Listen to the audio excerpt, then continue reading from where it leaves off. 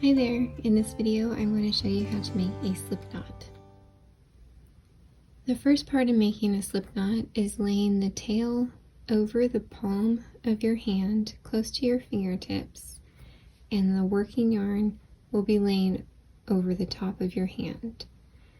Then we'll pick up the working yarn and we'll wrap it around just the very end of your index finger to make an X, where the working yarn is now closer to your hand. The next thing we're going to do is hold that X with the thumb, and then at this point we can use our fingers to finish the knot, or we can use the hook. To follow along with the written pattern, I'll use the hook first. So I will hold the working yarn with my other fingers, and then I'm going to slip my hook under that loop.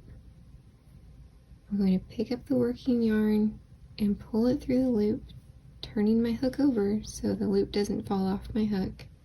I'm going to slide my finger out and then pull them away from each other. And now we have a knot.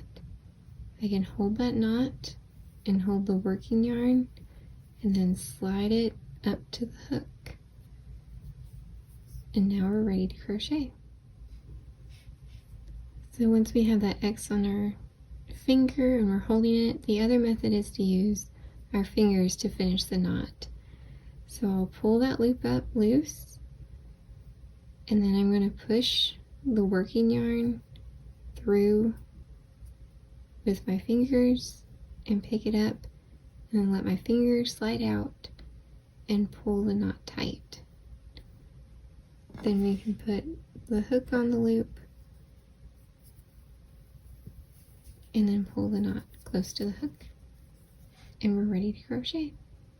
I hope you found this helpful.